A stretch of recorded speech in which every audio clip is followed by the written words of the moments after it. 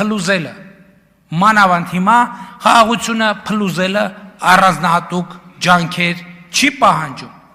խաղաղությունը փլուզելը հեշտ է, դժվար չի դա անելը բացարձակապես, իսկ խաղաղությունը ամրապնդելը, խաղաղության մասին հոգ տանելը էական ջանքեր է պահանջում, նույնիսկ դրամատիկ ջանքեր, այդ դրամատիկ ջանքեր ասելով նկատի ունենք, որ մենք մեր կոմֆորտ զոնաներից պետքա դուրս գանք, դա պահանջում է շատ ուշադիր լինել, ինչ ես խոսում, ինչ ես կախում դոշիցդ, ինչ քայլեր ես անում, օրինակ, Կտրիչ Ներսիսյանի ուղիղ հրահանգի ենթարկվող Էրիկա, հարգելի գործընկերներ, վերջ, դադարեցրեք, շարունակեք, խնդրեմ, պարոն վարչապետ։ Ուղիղ հրահանգին ենթարկվող մի շարք հոգևորականներ, իմ տեսածն եմ ասում, սուրբ եւ անմահ պատարակների ժամանակ խորաններից կոչ են հղում Աստծուն, որ նա պահպանի Արցախի հանրապետությունը։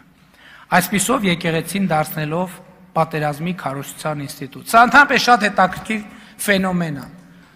Այս կոչերը հղում են, հետո ասում են եւ եւս խաղաղության Աստծուն աղաչեցուկ։ Այսինքն պատերազմի կոչ անելով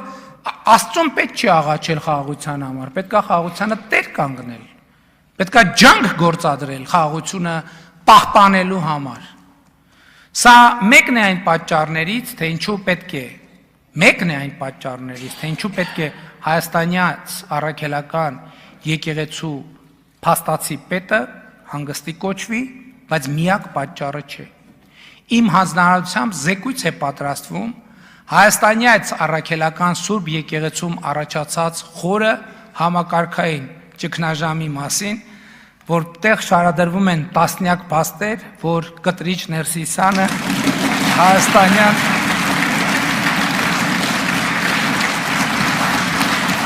Էրիկա, հարգելի գործընկերներ,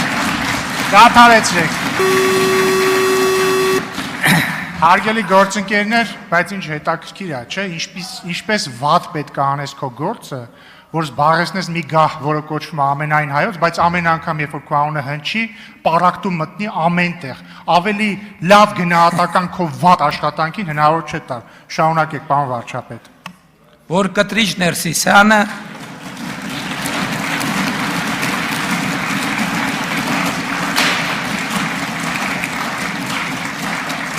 Հայաստանյաց առաքելական Սուրբ եկեղեցին դուրս է դրել կանոնական ծիրից, սրանից բխող բոլոր հետևանքներով։ Եվ եթե նկատել եք, Հայաստանյաց առաքելական Սուրբ եկեղեցու բարենորոգման օրակարգը նույնպես տեղ ունի կառավարության գործունեության ծրագրում։ Վերադառնալով արտաքին անվտանգության թեմային, ուզում եմ հատուկ ընդգծել, որ ուժեղ պաշտպանունակ բանակը էական տեղ է զբաղեցնում իրական Հայաստանի մեր տեսլականում, բայց ինչու